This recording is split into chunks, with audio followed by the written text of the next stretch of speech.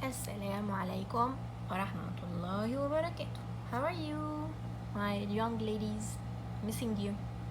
Okay, so regarding today, instead of solving from algebra 2 and then solving from pre-calculus, because last week, mashallah, we took the whole week, I will directly, the whole week in one lesson actually, I will directly solve from the pre-calculus questions to verify each identity.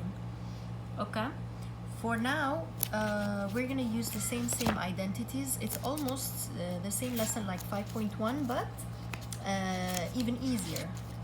How? Because here the question is not simplifying, the question is verifying. So verifying means, in simple words, you have the answer in front of your eyes. How? No, they want you to verify that the left side is equal to the right side of the identity or the equation. So how will I verify that? Very simply, you can work on the left side, prove that it's equal to the right side, or work on the right side, prove that it's equal to the left side, or work on both. Usually we work on the more complicated side, because if I try to work on sine squared here, how will you come back to all of this? It might be hard, it can happen, but usually we work on the harder side or the longer side or the side that I think I can do more steps in it than the simple one. Try to make this equal to this. So basically, as I said, the same as 5.1 or in your book 10.1, but the answer is there. It should make your life very easy.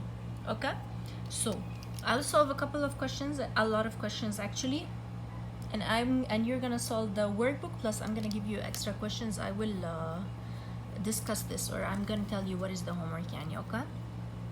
So regarding this question, if you remember Pythagorean identities, there is one Pythagorean identity that says tan squared theta plus 1 equals sec squared theta.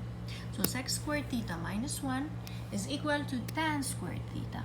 If you did this step, you're gonna get the answer very easily. Why? Because if I change this to tan squared theta times cosine squared theta, okay, I'm not taking this with me. I will prove that this is equal to sine squared theta in the end. And what is tan squared theta? Tan squared theta, you have this quotient identity equals sine squared theta over cosine squared theta. So I'm thinking this is sine squared theta over cosine squared theta times cosine squared theta.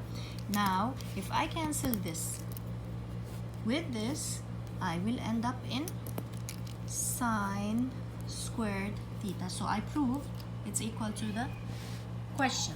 خلاص كده you're done.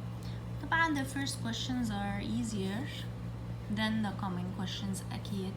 يعني it gets harder a little bit, but still same identities, no new identities in this lesson at all. So again, I'm not gonna work on this side. Preferably I will work on this side, okay? So where do you think I should start? I want to reach something that has tan. I'm thinking about Pythagorean identity, which says sine squared theta plus cosine squared theta equals 1. Because I have 1 minus cosine squared theta. I have 1 minus cosine squared theta. So let me try to think that this is sec squared theta times sine squared theta. Okay, I changed this to this, sine squared theta. And then I know sec squared theta is, according to reciprocal identities, 1 over cosine squared theta times sine squared theta.